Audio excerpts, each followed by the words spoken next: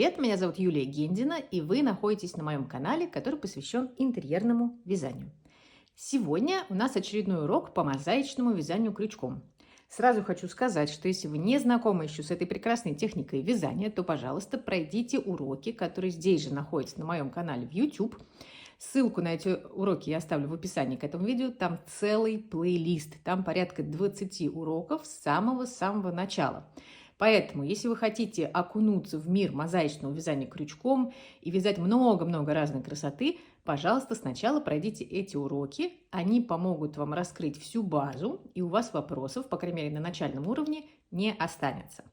Если вы уже опытный рукодельник в этой теме, то тогда смотрите это видео дальше, потому что сегодня мы будем заниматься очень интересным процессом, а именно отзеркаливанием рисунка, который у нас есть на лицевой стороне, на изнанку. Но сначала давайте пару слов все-таки скажем о классическом мозаичном вязании и поймем, зачем вообще нам нужно зеркалить этот самый рисунок. Вот перед вами классическое мозаичное полотно. Я думаю, что этот плед вы узнали. Я о нем рассказывала подробно в одном из предыдущих своих видео. Это плед под названием «Оптические ромбы». Кстати, большое спасибо за ваши комментарии под тем моим роликом, где я просила вас предложить свои варианты названия.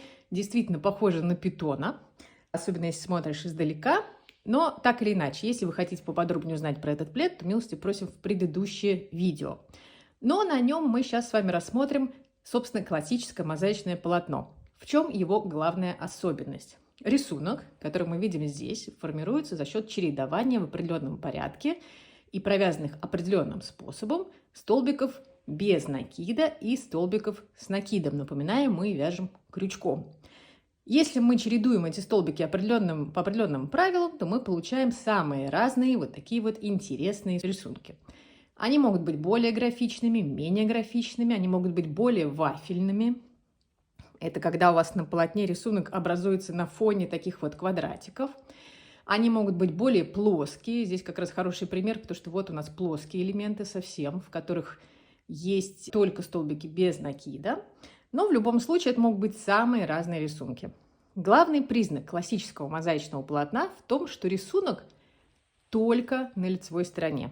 Что у нас на изнанке? На изнанке у нас просто полосатое полотно. При этом, как вы здесь можете видеть, рисунок все равно просвечивает. То есть на лицевой стороне он ярко виден, на изнанке он такой вот слегка теневой. Конечно, зависит от самой структуры узора, от структуры орнамента, который вы выбрали для вязания.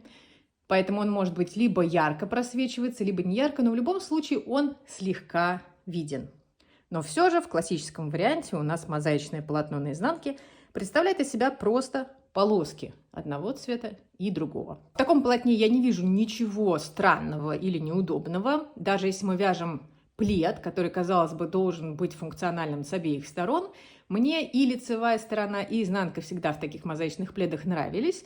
И совершенно не смущало, что на изнанке нечетко повторен не такой же яркости рисунок, как на лицевой стороне. Чтобы с вами немножко развлечься, мы изучали инверсивную мозаику. Что такое инверсивная мозаика? Это когда мы пытались с вами отразить рисунок в лицевом полотне, поменяв в нем порядок цветов. Что это значит?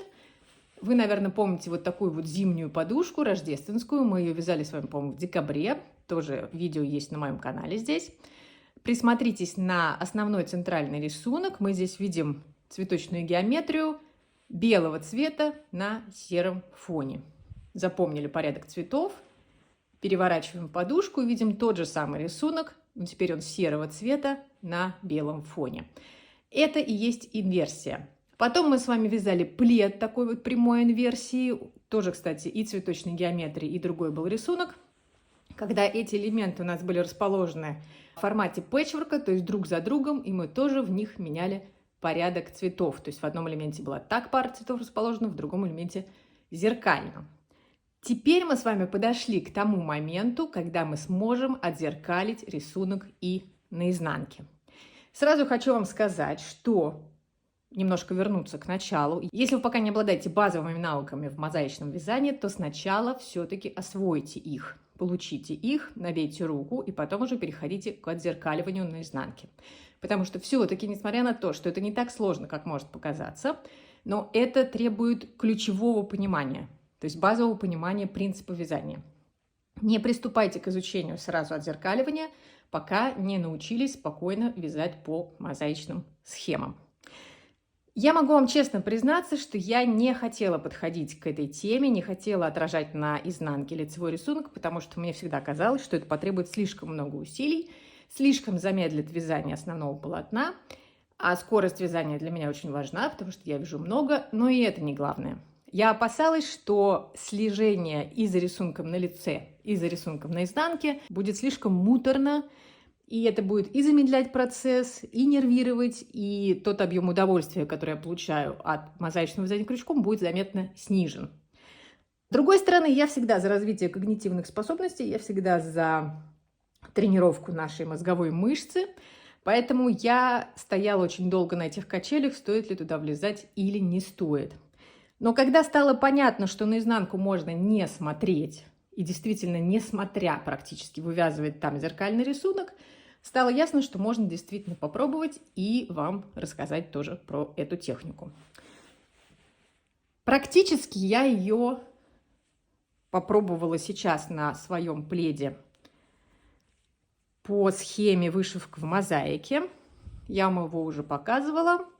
Если вы еще не вяжете в нашем проекте вышивка в мозаике, то в описании к этому видео вы найдете ссылку на чат, где мы занимаемся этой схемой. Вот я вяжу этот плед. Это Дундага 6.1. Конечно, полный балдеж от перехода цвета. Крючок я вяжу в одну нить. Крючок у меня, по-моему, 4 в данном случае. На этом пледе я решила как раз попробовать перейти на зеркальную изнаночную сторону. То есть я провязала там 25 сантиметров основного полотна классическим способом, а потом решила перейти на отзеркаливание. И сейчас я вам покажу, как это выглядит. Вот как раз здесь хорошо видно. То есть вот у меня, я вязала спокойно, как раньше. Видите, рисунок просвечивает. И вот с этого момента, уже там порядка 10 рядов, я отзеркаливаю лицевую сторону. Вот вы можете видеть, насколько она выглядит идентично. То есть насколько вот это полотно идентично лицевому. Ну, действительно, разница есть, оно видно невооруженным глазом.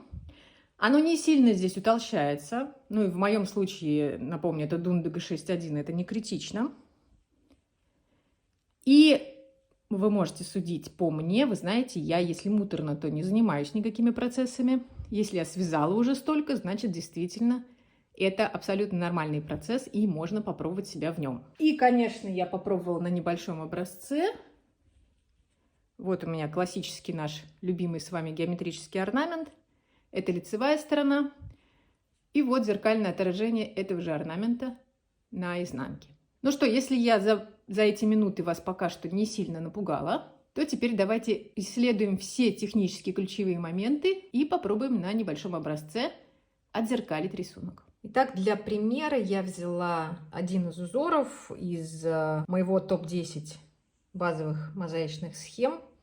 Если у вас еще нет этого топа 10, то ссылка будет в описании к этому видео. Я выбрала самую первую схему — узкие ромбы. Первые 2 установочных ряда мы сразу сделаем с помощью нового набора, которым я теперь пользуюсь. Мы с вами его уже изучали, но я сейчас еще раз его покажу. Я беру сразу 2 нити, которые я буду потом использовать. Делаю начальный узелок и начинаю набирать петли. Я не буду сейчас стремиться к симметрии узора, наберу сколько-нибудь петель, потому что наша с вами задача изучить процесс отзеркаливания, поэтому тут не важно, сколько будет петель.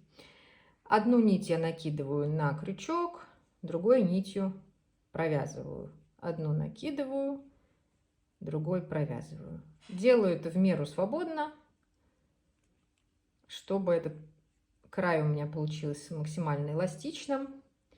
Чем он удобен? Он сразу, во-первых, из 2 цветов делает этот начальный ряд. Он получается удобным, эластичным, не слишком высоким. И действительно красиво, все просто. Поэтому рекомендую. Вот сколько-то я набираю петель. И сейчас я буду считать, что это уже у меня будто бы первый ряд.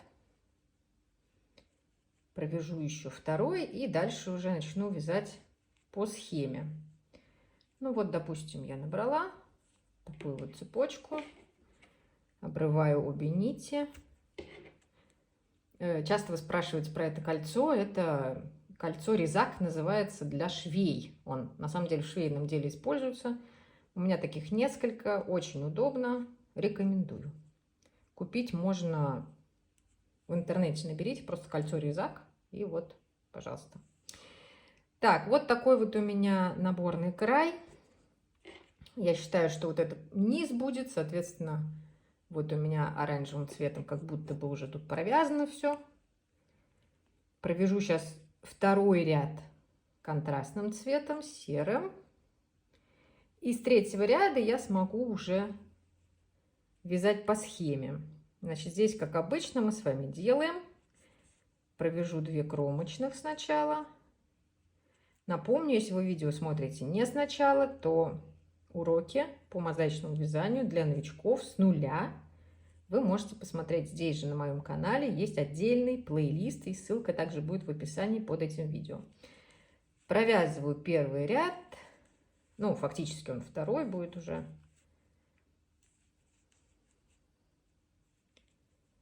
И с третьего ряда мы начнем вязать по схеме.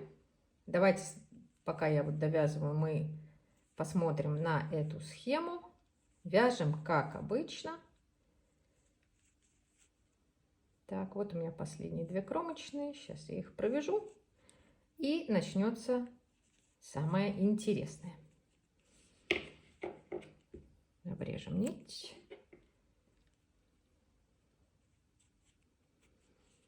Так, вот мы считаем, что вот первый у нас оранжевый ряд, второй у нас серый ряд и третий оранжевый ряд. Смотрим на схему.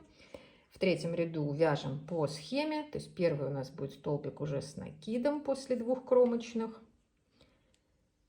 Так, то есть вяжем у нас тут 2 кромочных. Дальше первый столбик уже будет с накидом. Дальше после этого столбика 2 у нас столбика без накида. Следом 1 с накидом. Снова 1 без. 1 с накидом.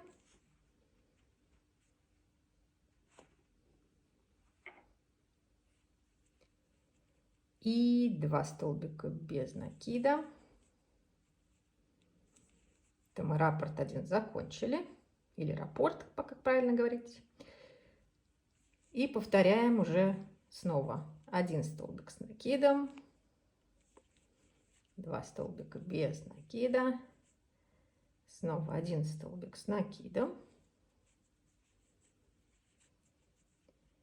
1 столбик у нас без остается здесь и 2 кромочные.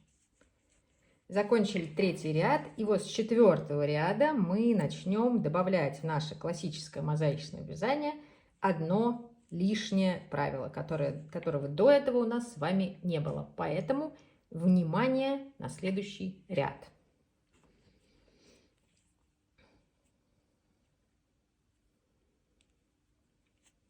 Присоединяем нить контрастного цвета, провязываем 2 кромочных петли наших и останавливаемся. Правило у нас в следующем. Если мы видим на лицевой стороне столбик с накидом контрастного цвета, вот он. Если нам над ним нужно провязать столбик без накида, а нам всегда в таких случаях надо будет вязать столбик без накида, здесь вот над ним, потому что правила мозаичного вязания не предусматривают, чтобы над столбиком с накидом контрастного цвета мы провязывали еще столбик с накидом, в данном случае серым цветом, да? Соответственно, если мы находимся вот в такой ситуации, то нам нужно в этом случае не забыть и провязать такой столбик на изнаночной стороне. Больше никаких здесь нюансов не будет. Поэтому нам, собственно, на изнаночную сторону и на рисунок, который там будет складываться, смотреть не нужно. Нам всегда нужно смотреть только на лицо. То есть мы вяжем рисунок по лицу, как и вязали, но в тех случаях, когда нам нужно, вот мы в 4 ряду находимся, у нас первая клетка без крестика, это надо просто здесь провязать вот так вот столбик без накида.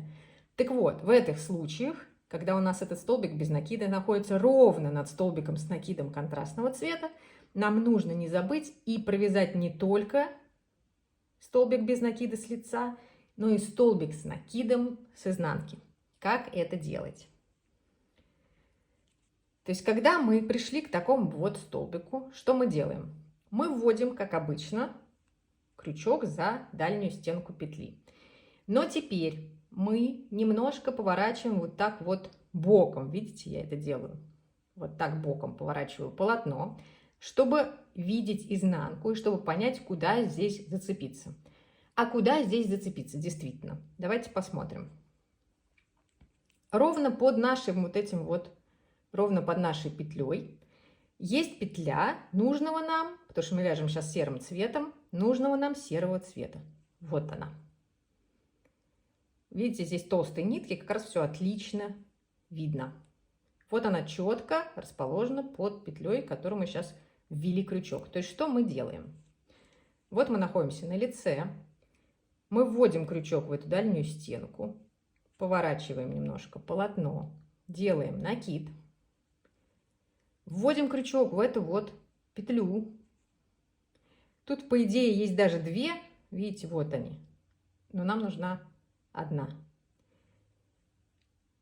Протягиваем нить через первую петлю, вот через эту. Дальше протягиваем нить через 3 петли и возвращаемся на лицо, довязываем столбик. Что у нас получилось? С лицевой стороны ничего необычного. Мы провязали столбик без накида, как и планировалось. Что у нас получилось с изнанки? У нас получился здесь столбик с накидом. Вот он. Хорошо, забыли про изнанку, идем дальше по нашей схеме. Вот мы провязали, значит, здесь первую петлю, она у нас без накида. Дальше столбик опять без накида. Дальше у нас столбик с накидом. Вяжем все как обычно. Дальше опять столбик без накида, но он непростой, потому что он опять расположен над столбиком с накидом контрастного цвета. Вот над этим. Значит, мы повторяем опять ту же конструкцию. Ввели крючок, повернули немножко боком полотно, сделали накид, увидели здесь вот эту перемычку того же цвета, которого наша нить, протянули нить через эту перемычку раз, протянули нить через 3 петли 2, вернулись на лицо и закончили столбик. Готово. Смотрим дальше по схеме, что у нас тут происходит. Мы провязали этот столбик без накида. Дальше еще один столбик без накида, второй. И еще один столбик без накида, третий. Он опять хитрый. То есть он опять расположен будет над столбиком с накидом контрастного цвета. Ввели крючок. Повернули вот так боком полотно. Сделали накид. Нашли вот эту вот перемычку, протянули нить через нее, протянули нить через 3 петли, вернулись на лицо, закончили столбик. Дальше у нас по схеме столбик с накидом.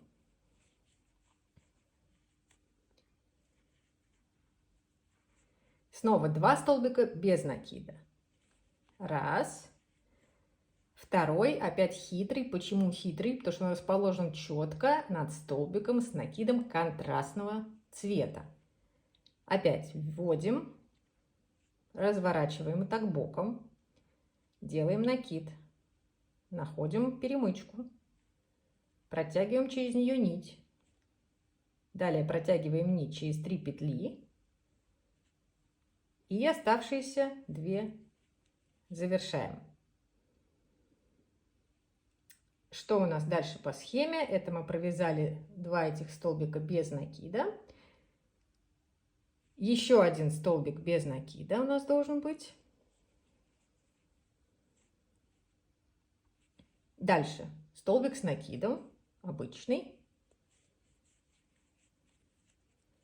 Следом опять столбик без накида. Что с ним не так? Он расположен в нашем хитром месте. То есть провязываем мы его, не забывая про изнанку. Провязали. Так, дальше у нас столбик без накида и оставшиеся 2 кромочных. Закончили ряд, обрезаем нить и обязательно проверяем себя. Не забыли ли мы чего провязать на изнанке? Как проверить себя?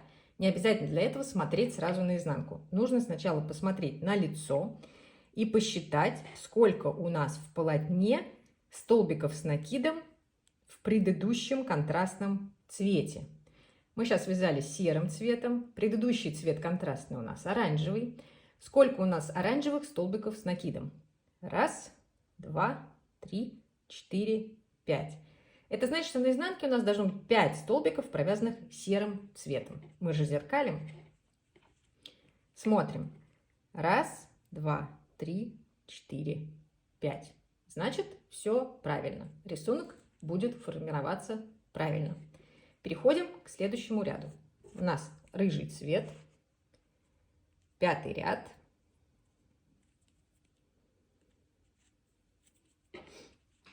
Начинаем, как обычно, с 2 кромочных.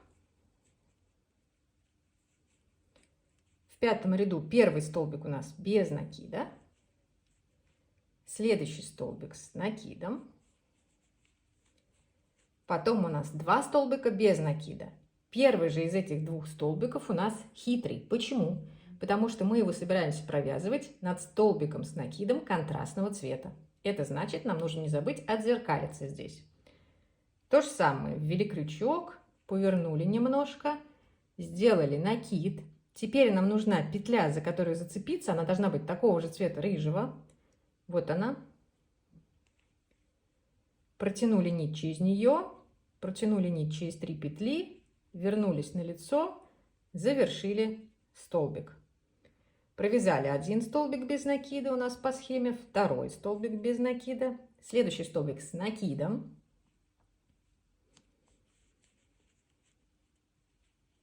Провязываем его. После него у нас 1-2 столбика без накида, 1, 2 опять хитрый, то есть мы провязываем его, не забывая про изнанку.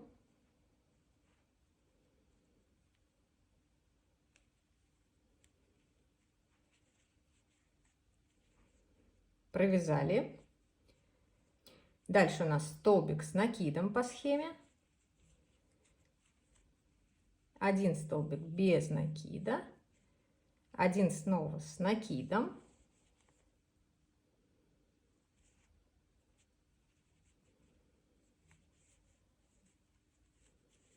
Дальше у нас по схеме столбик без накида, он опять хитрый, то есть мы провязываем еще изнанку.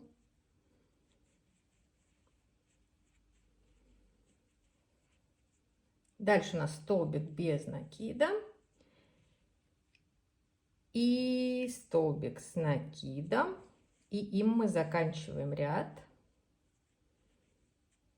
Остаются у нас там только 2 кромочных.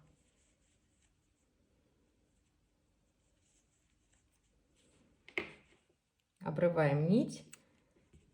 Не забываем себя проверить. Как себя проверить? Смотрим. Мы сейчас провязали нить рыжим цветом. Смотрим, сколько столбиков контрастного цвета было в предыдущем ряду. Серые столбики с накидом мы считаем 1, 2, 3. Это значит, что 3 этих столбика должны быть отзеркалены на изнанке. 1, 2, 3. Все правильно, все хорошо. Переходим к следующему ряду. Следующий ряд у нас 6.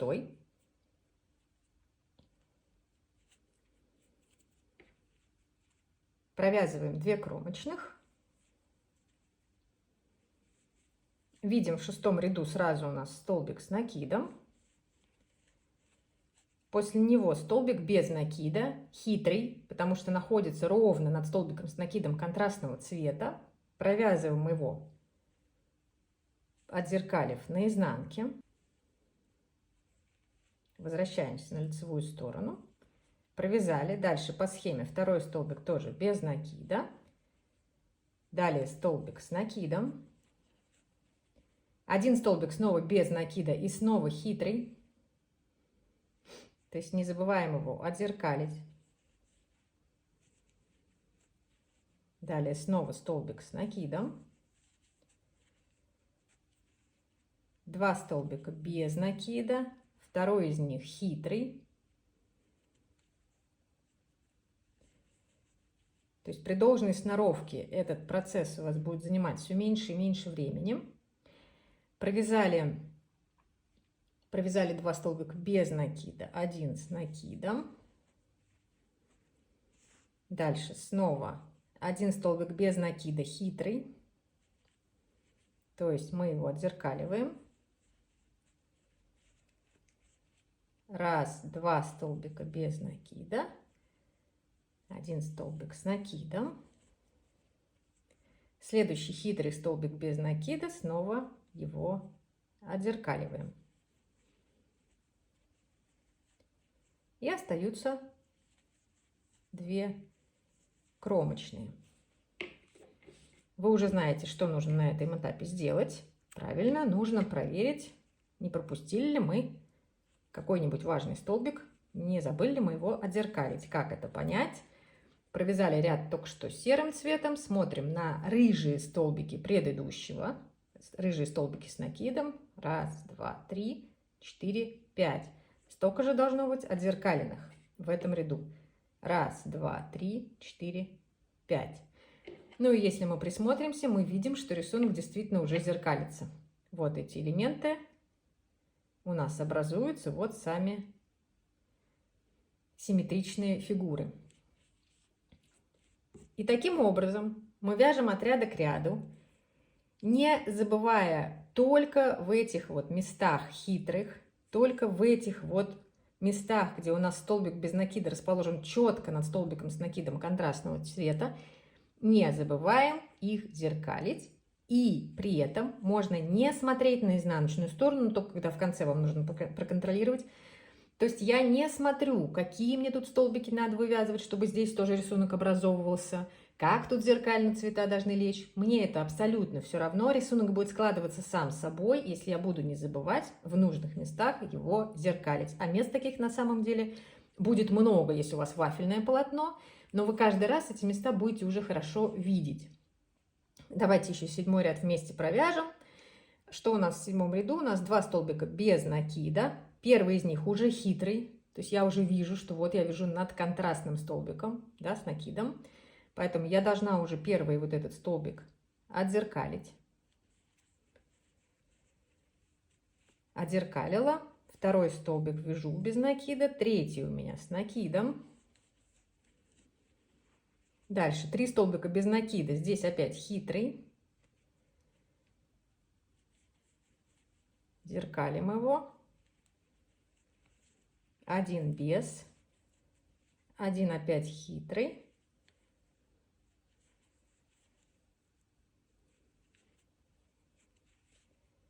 Дальше у меня столбик с накидом. Снова 1 столбик без накида. Второй хитрый, потому что вот он находится ровно над контрастным предыдущего. Над контрастным столбиком с накидом. Отзеркалили. Еще 1 без накида. Следующий с накидом. Дальше опять без накида хитрый. Зеркалим. И оставшийся у нас столбик без накида и кромочный. Обязательно контролируем, ну, по крайней мере, на начальных этапах, пока вот у вас не достигнет не закрепится эта привычка. Провязали рыжим цветом, смотрим предыдущий серый, сколько там столбиков с накидом. 1, 2, 3, 4, 5. Значит, в том ряду, который мы сейчас связали, на изнанке должно быть 5 отзеркальных столбиков. 1, 2, 3, 4, 5. Вот рисунок уже, опять же, еще больше виден. И таким образом мы продолжаем вязать. То есть ничего абсолютно сложного. Добавилось всего лишь одно правило, которое гласит, что если мы вяжем столбик без накида над столбиком с накидом контрастного цвета, нам нужно не забыть отзеркалить его на изнанке. И в процессе вязания вы увидите, что вы на эту изнанку не просто не смотрите, а вы даже вот буквально боком будете вот так поворачивать, только чтобы увидеть глазом вот эти вот перемычки, за которые вам нужно будет цепляться на изнанке. Все, больше вам для этого ничего не будет нужно. И постепенно вы привыкнете именно так и вязать. Я вам больше того скажу, что в какой-то момент вы забудете классическую мозаику и привыкнете зеркалить рисунок. Я с этим столкнулась. Вот сейчас я вяжу такой вот вафельный узор. Я его сразу начала зеркалить, потому что, мне и потренироваться хотелось. Мне хотелось действительно, чтобы руки привыкли, чтобы дойти до автоматизма, чтобы скорость была той же самой. И да, могу вам подтвердить, что абсолютно скорость это не снижает, и получается зеркальный рисунок. То есть вот у меня лицо, и вот у меня изнанка. Лучше ли это, чем полоски? Хуже ли это, чем полоски? Решать вам. Мне кажется, что любое новшество, любая техника, которая позволяет вашему мозгу не засыхать, оно всегда хорошо. Это всегда хорошо влияет на когнитивные способности. Поэтому попробуйте на маленьком образце, посмотрите, как вам удобно, неудобно. Не пробуйте сразу на тонкой пряже, как вот я сейчас вяжу из дундыги, потому что действительно там хуже видны вот эти вот наизнанке перемычки. Если вы только тренируетесь, то вам будет сложновато. Пробуйте пока на толстой пряже. Там 210 на 100, 240 на 100. Тренируйтесь, и вы увидите, что действительно это не так сложно, как может показаться, а результат действительно того стоит. То есть вы получаете именно зеркальное полотно. Тут тоже очень важно. Вот тут рисунок, видите, горчичный на белом фоне.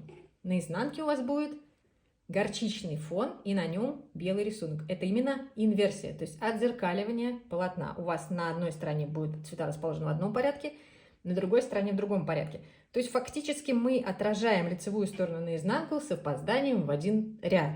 Как вы помните, мы начали это делать с 3-го ряда, с 4-го фактически. То есть мы 3 ряда провязали. Вот в 3-м ряду у нас уже появились столбики с накидом, и с 4-го мы начали их зеркалить. То есть с опозданием в один ряд вы получаете на изнанке инверсивное полотно. Что ж, моя вам рекомендация пробовать непременно на небольшом образце. Это действительно очень залипательное действие. Ну и главное, может быть, вы давно хотели иметь двустороннее полотно, поэтому это как раз тот случай, когда имеет смысл попробовать, чтобы потом внести эту технику в свой обиход. Я вам, как всегда, желаю приятного вязания. Будут какие-то вопросы, пишите в комментариях. Приходите в наш чат, который называется «Нескучный плед». Там мы обсуждаем все вопросы по мозаичному вязанию крючком. Рассказывайте об этом видео своим подругам, друзьям и привлекайте их к интерьерному вязанию. Ну и, как обычно, приятного вам вязания. Не забудьте про лайк этому видео, если оно вам понравилось. Тогда его увидит больше людей. Приятного вам вязания. Будьте здоровы. Пока-пока.